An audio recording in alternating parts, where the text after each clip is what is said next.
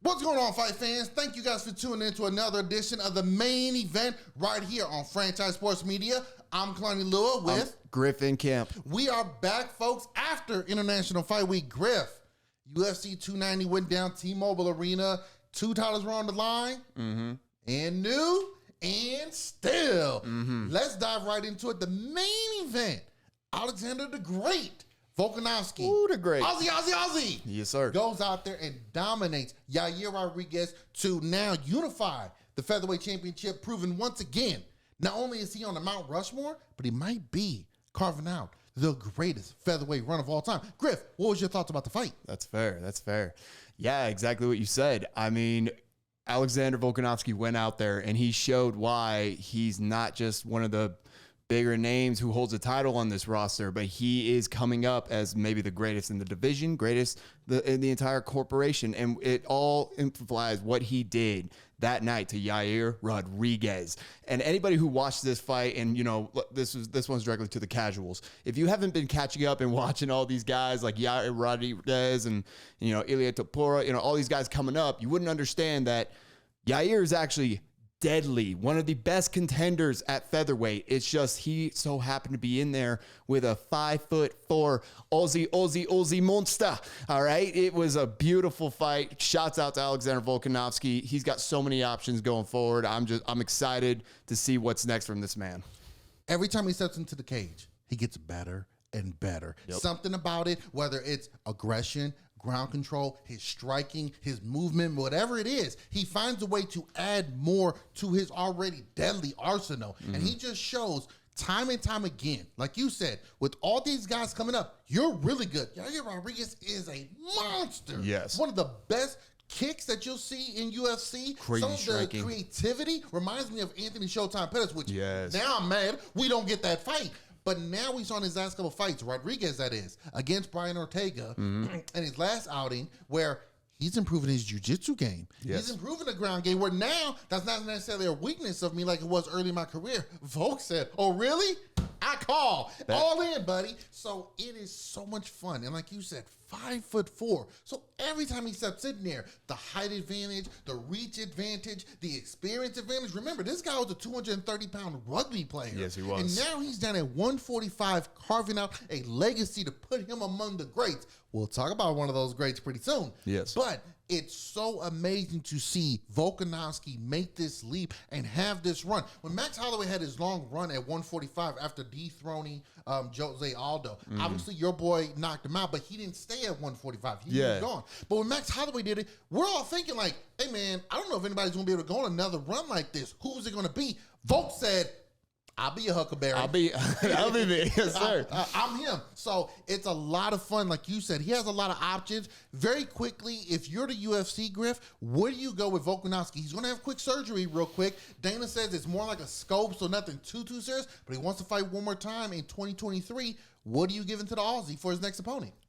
I mean, it's kind of, you have to leave it to the Aussie. You kind of, when you have done what he has done in the octagon and what he's done with his career in just a short amount of time, it's like he said in the post-fight interviews, there's only 2 champions doing what he's doing. It's him and it's Izzy Adesanya. Only guys on the roster with belts who are constantly fighting throughout the year, 2, 3, maybe even 4 times sometimes if they get lucky. It's just, it's insane what he's been able to accomplish. And now that he's done with Yair, and we heard the news about the surgery, it's kind of like, okay, he's got so many options. He can go the Ilia Topuria route, which we saw him and Ilia facing off afterwards in the stands. And, you know, they both leveled up more better when it came to height. They're both close to that same level. Oh, the shoes make you a little taller, mate. Exactly. So it's like, I mean, what you saw with Yair had much more reach, and that's why maybe you kind of look and see how Volkanovski made his game plan. He was planning keeping it distance close. If he fights Ilia, now that's just going to be outright war. There is no technical advantages. There's no getting somewhere where the other opponent didn't think of. Those two are just going to go at it. Yeah.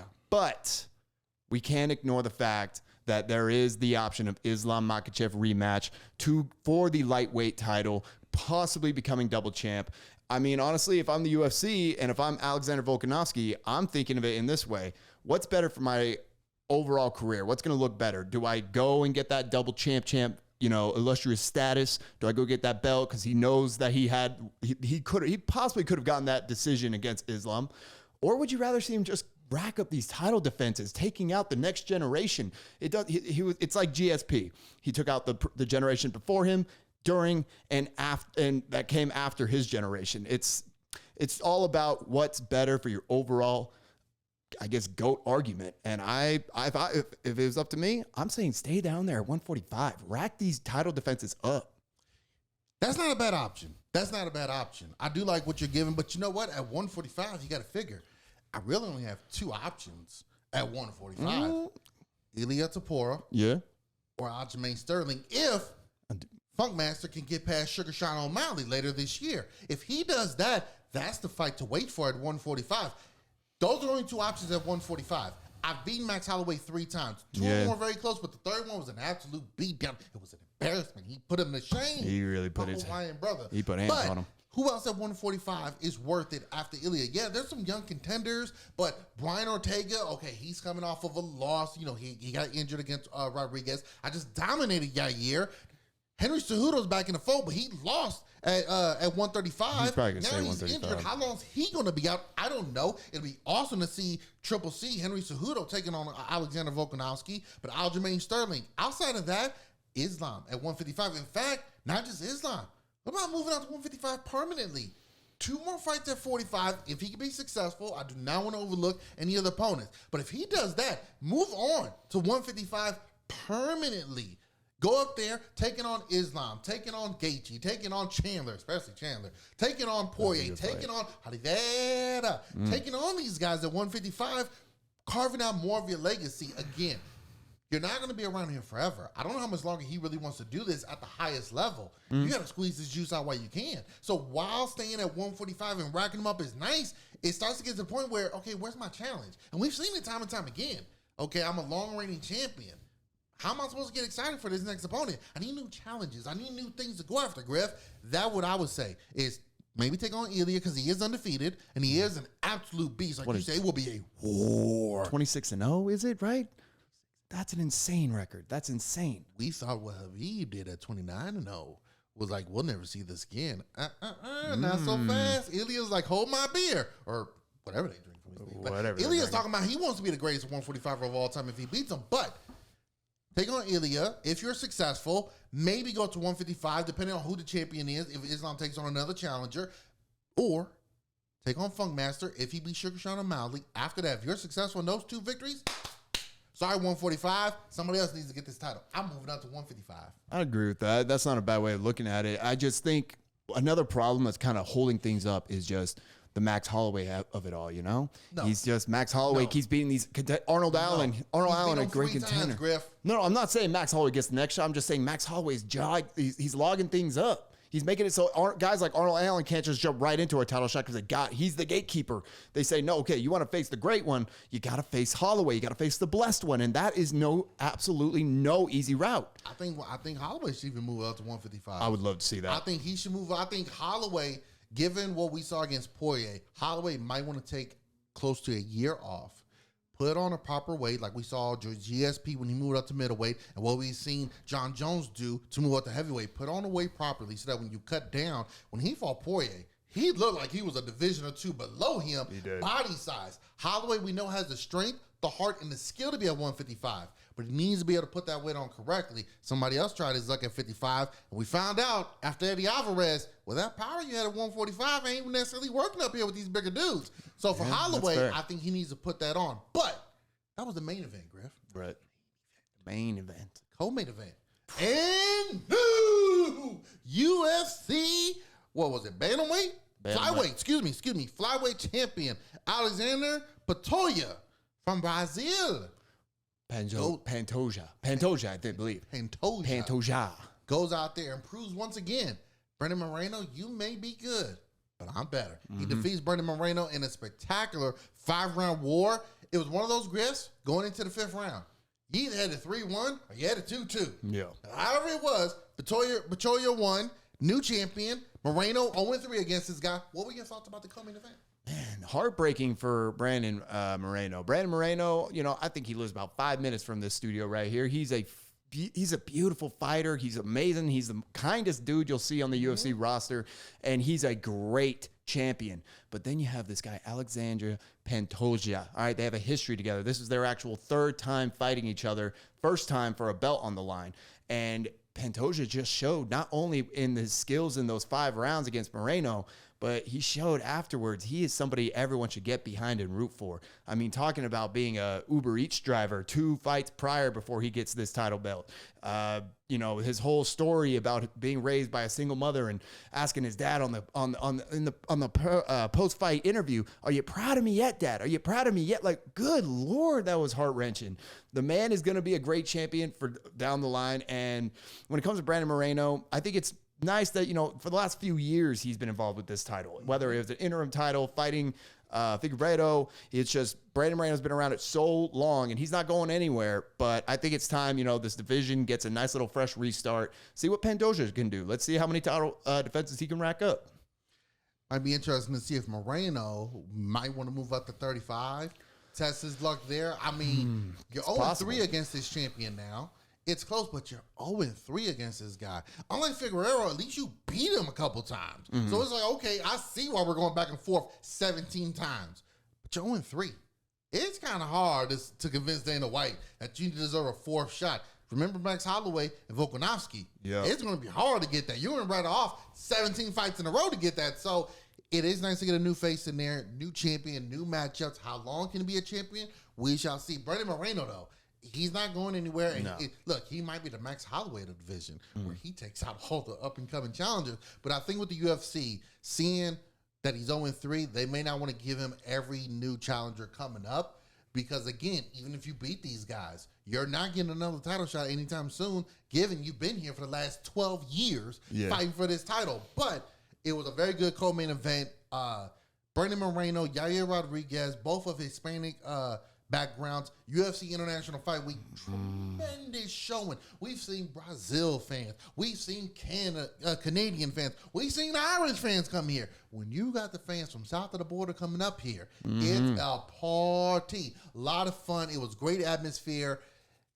Got a little awkward and dark for this particular matchup. Yeah, it did. It did. Robert Whittaker losing to Dricus Duplessis. Dricus Duplessis, yes, sir. And it was something that a lot of people going in did not have a DDP, right? Every time we said, I keep thinking of Diamond Dallas Page with the diamond cutter. But DDP was not favored at all. No. Heavy underdog. No one thought he had a chance. He had a surgery on the nose to help clear up his congested cloggedness there. So now he feels like, oh, wait, I could breathe in here now through my nose? Well, I'm good. He's strong. He's aggressive. He executed a proper game plan. He talked about being in the southpaw position against Whittaker. Gets the victory. And had a little company afterwards. So very quickly, before we get into that, what was your thoughts of DDP performance in his victory over Robert Whittaker? Yeah, no, I mean, holy hell, if there's one way to make everybody stop all this down talk on you, it's beat the Reaper. For Robert Whittaker, like, outside of Israel Adesanya, Robert Whittaker hasn't lost to anybody, and I think about maybe almost 10 years. Yes, like such a long time to where unless it's the style bender across from you, he doesn't know what defeat feels like. What is that? And so now you get Dricus Duplessis. It seems like he came out of nowhere. It's because really he's only got a few fights in this organization. He comes in and he just looks like a behemoth monster, absolutely starching Robert Whittaker in the second round. He looked unstoppable. He looked like not only a guy that, you know, should be taken seriously, but a guy who's it's not just that Israel Adesanya hasn't fought him yet. He's really the best guy right now to face the champion next. So I really love the fight. I feel for Robert Whittaker. It's heartbreaking, but you know, after you've had 3 shots at the belt, this is kind of what you can kind of expect. You know, you weren't going to be able to go in there for a 4th time, and your chances weren't going to last forever. So I'm excited. I think, especially we're going to get into it right now, but that post-fight shenanigans that went in on the octagon, beautiful, loved it, cannot wait. For Whittaker, it'd be interesting to see what his next move is. Still has plenty of left in the tank. Still a top contender here. It's just, hey, he came up short in this particular matchup and just got outgained by DDP. So I don't think he'll move up to 205. No. Although that would be interesting if they had a 195-pound division. Maybe if there's a 170-pound division, maybe him going back down. would make a little bit of sense, but it's a lot of weight for him to cut. But he is one of the guys at 185 that is fantastic to watch. The guy at 85 to watch, though, here's the champ, Israel Adesanya, who got into the cage, confronted DDP, and for context, a few pay-per-views back, DDP was doing a press conference, and he criticized Izzy, Kamaru Usman, and Francis Ngannou, saying that he was the real African fighter in the UFC. He was the real African champion. He's going to bring the belt. He didn't even know if they had brought the belts back because those guys have left Africa and moved. Wait a minute. There's videos and almost mini documentaries of all three of them going back to Nigeria and Cameroon. But nonetheless, I get it. Okay, maybe you missed it. Dragon Duplessis being from South Africa. But he's from South Africa. But he talks about he's the African fighter on the thing. He's the real African. He breathes African air, wakes up in it, etc. The fact that he's coming from South Africa, we know about apartheid there. Not going to give a history lesson. And all that has happened in that particular, on that continent. And the reasons these guys left. I mean, we talk about the story of Francis Ngannou, how he migrated to France and all he had to go through. And then coming here to the States, Izzy, when he went back to Nigeria and just saw what his neighborhood looked like and what all he had to go through. For someone like DDP to say it, Usman addressed it, Izzy said, but Izzy confronted him, said some things, dropped a couple of M-bombs. He said, it's my African brother. Started saying, what's up? At one point, DDP says, I may be from Africa, but I'm no brother of yours. No brothers of yours, son. No brothers of yours. I want to get your thoughts just on the interactions. We've seen a mix. People like it, people didn't, unnecessary, whatever. When Dana White was asked about it, he almost was oblivious, like, wait, what happened? And then he was like, so what? I don't care. Like, I'm not going to censor these guys. Izzy is black, so he can say those things. What was your thoughts on what happened afterwards? I think if you're going to be a white guy and you're going to challenge the ethnicity or the background of a black person, you got to get ready for what he got that night, all right? He got an angry Nigerian man who worked a lot, who dealt with bullying because of the move from Nigeria to New Zealand. Izzy knows what it's like to be rejected and to be criticized for your background, for your race, where you come from. And so the fact that that guy, Israel Adesanya, with that experience, is now having this guy from South Africa, who the entire, everything with apartheid comes into play with that. He's questioning his roots and his love for Nigeria and his home country. I mean, if you're going to be that absolute, if you're going to be that bold, if you're really going to go there, you got to take what you got that night, brother. You got absolutely put in your place, because Izzy put it all out there. He said the one thing that everybody else knew, but nobody was really mentioning, which is, you're a white guy talking about a black guy and saying you're more African than him, despite the fact that you're from there. Dude, I actually really respect Drix Duplessis, his fighting and his capability in the octagon. But that night, and especially him afterwards, criticizing Adesanya, saying he acted like a child, he wasn't professional, he wasn't acting like a man. No, a man steps up and says when things ain't right, and he's going to put it in your face. So that, you know what? It is what it is. People are saying they might not like it because it might get dark like Khabib and Conor. It might get deep. It might get really dark with those tones underneath. But hey, man, Conor and Khabib did numbers, and this is the UFC.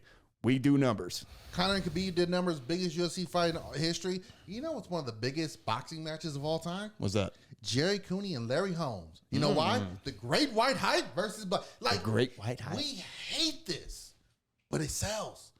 Drama, controversy, it sells. Confliction. We talk about cowboys and Indians, or Native Americans. Right? Close there. No, but we talk about it's the rivalry this is the rivalry that runs even deeper. That was a massacre, unfortunately. And like Izzy said on two different occasions, and he said it in the cage, if I did a 23andMe, it'll show me where I'm from. You do a 23andMe, it'll show you where you're from. In fact, I'll show you where you're from. It's one of those where, look, Izzy was definitely lit that night. He was in the zone. You do worry, and we're going to talk about the matchup more as it gets closer whenever it's announced.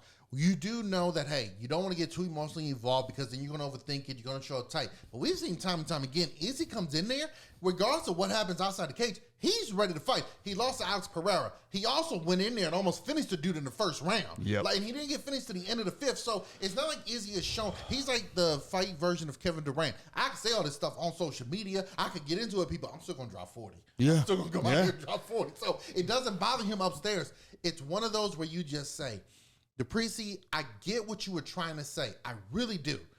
You're not the guy to deliver that message, though. We talk about sometimes if somebody you really don't like tries to say the correct message, you're not going to hear it. You're not going to take it in, right?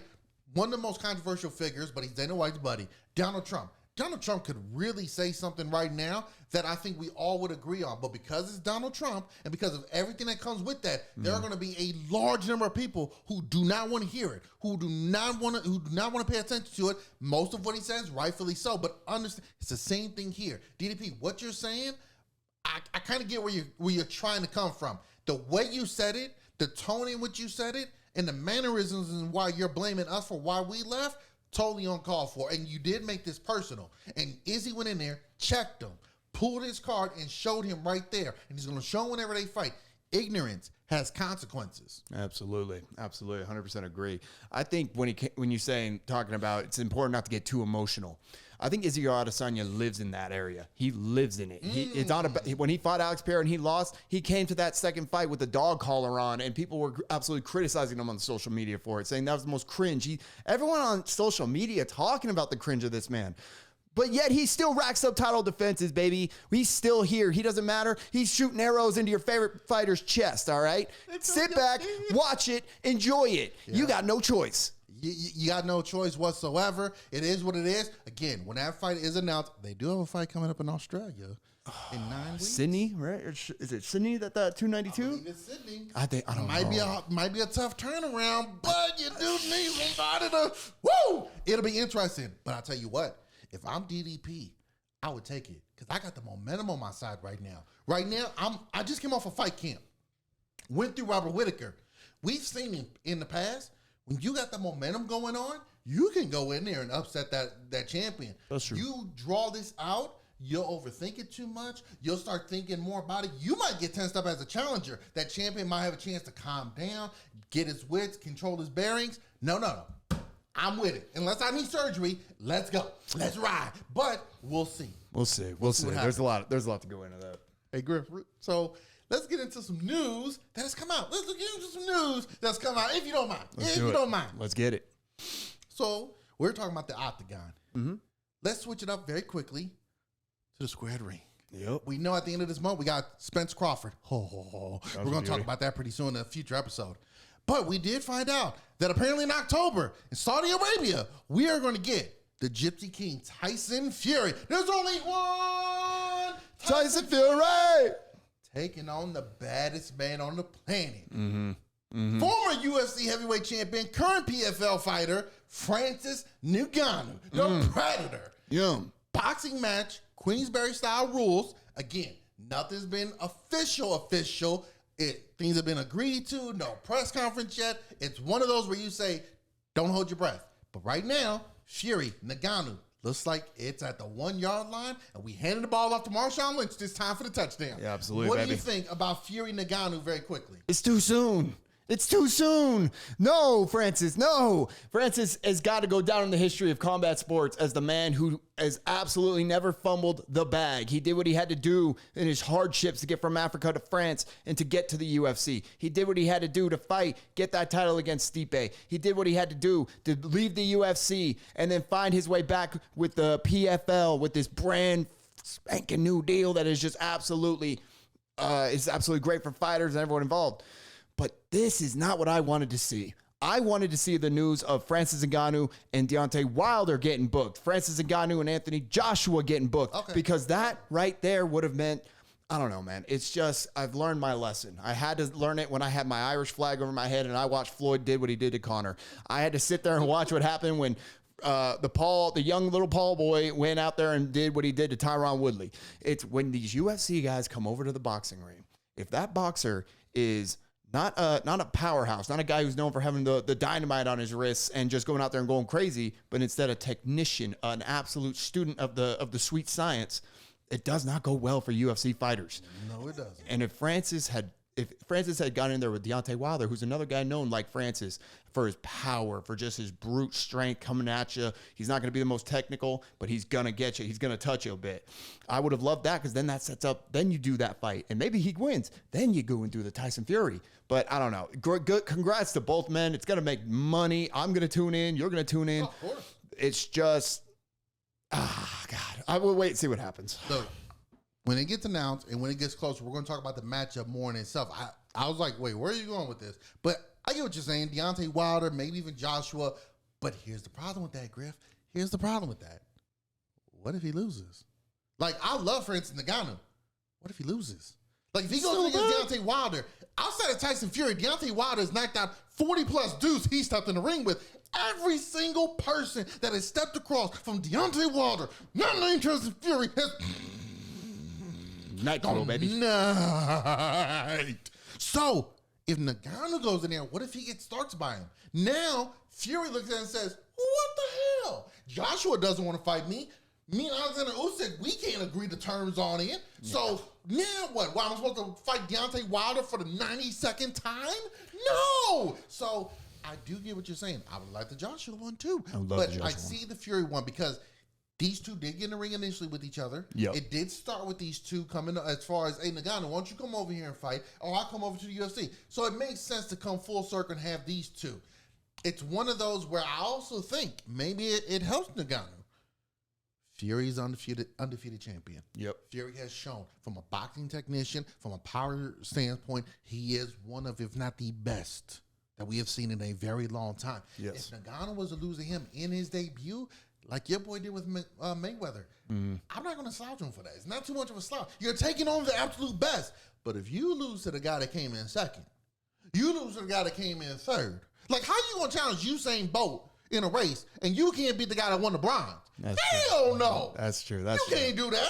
Now, if you lose to Usain Bolt, now you can take on the silver medalist because you might beat him or the bronze medalist. Then it makes sense. But if I lose to the guy like we was talking about with Max Holloway, if you lose to him, you can't get no chance. Alexander Volkanovski. That is true. So if he that's why. But I tell you what, I'm excited because in the heavyweight division, when the guy will be the hardest puncher, it just takes one. And we've seen Tyson get rocked and put down before. It's gonna be fun when this gets closer. It's gonna be so much fun. I see what you're saying though. Maybe it's more likely that you go from the top down instead of going down and work your way up. I get that. I agree with that. If you stumble on the way up, you ain't gonna get to the top. But you could come down and see which pegs you belong in. Because he could clock one of those guys in the middle. Right. But if you get up here and stumble.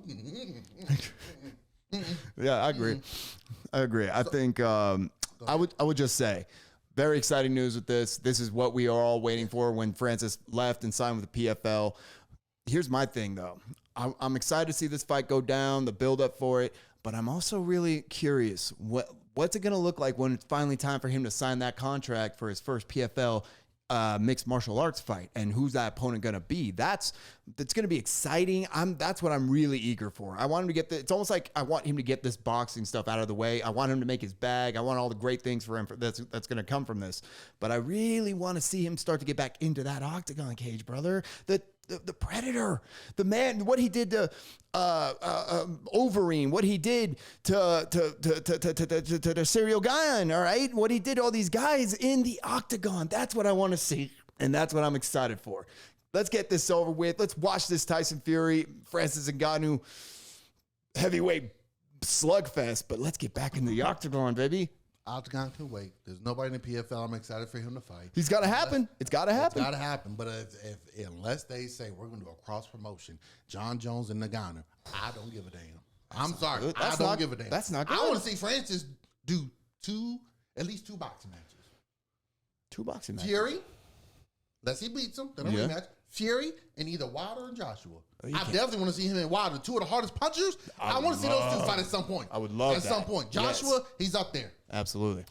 We also, I was a little disappointed in who we heard the news from, but it is what it is. According to UFC fighter, very promising young woman, Chelsea Chandler. There's a former UFC champion making her way back.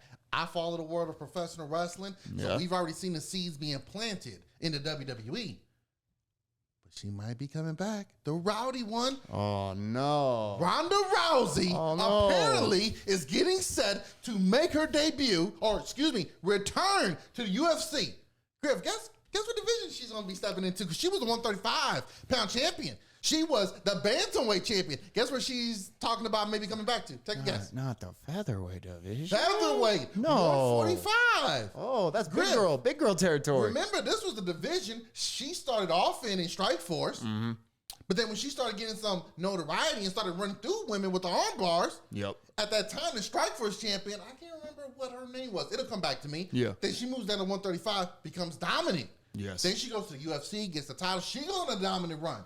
Well, the UFC brought over that Strikeforce champion that was at 145. I think her name was Chris Cyborg. Don't know if you heard of her. She was pretty good if you look her up. Monster. But apparently, because Rousey was the champion, well, Cyborg, you got to come down to 135. Hence, we got fights of her at 140. She could not cut down there. Damn near killed her.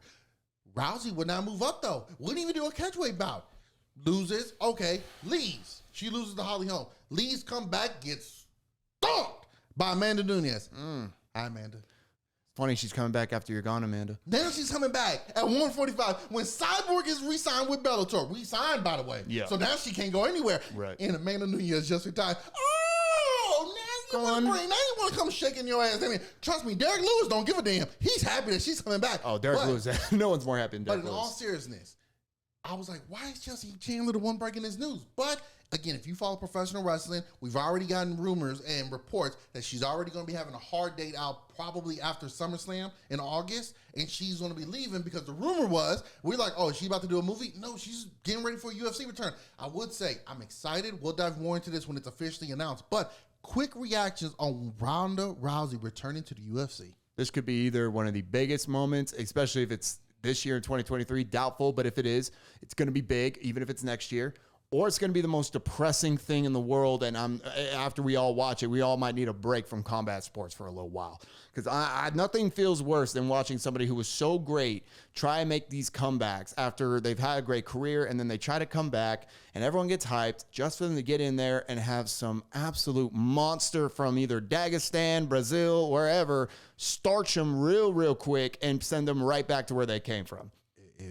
When you said that, it reminds me when I saw Horace Gracie return against Matt Hughes at UFC 60. And Gracie just, all of his age of what he is now looked like that then. Yeah. Matt Hughes. Yeah. So, look, we'll dive more into it as it goes forward. But the news is Ronda might be coming back to the UFC.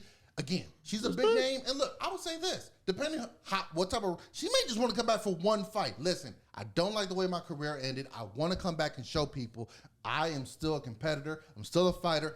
I'm on that Mount Rushmore of the greatest women fighters of all time for a reason. I'm here to show it. The Rowdy one, we will welcome you back. It will be fun to see you return to the cage. Griff, that about wraps it up for our show. 290, Nagano, Shiri, Rousey. I think that wrapped it up. Pretty much, man. Pretty much. We still got a lot to talk about later down the line. We still got a lot to talk about. It's going to get good. Earl Spence Jr. taking on Terrence Crawford at the end of this month. We got more UFC. Justin Gaethje against Dustin Poirier 2 for the BMF title. War 2, baby. Aljamain Sterling taking on Sugar Sean O'Malley. We got the Ultimate Fighter 7-1. Yeah. We got so much to get into, but thank you guys for tuning in to another episode of The Main Event right here on Franchise Sports Media. Be sure to like, share, and subscribe. Until next time, fight fans, I'm Kalani Lua. I'm Griff and Kemp. Peace.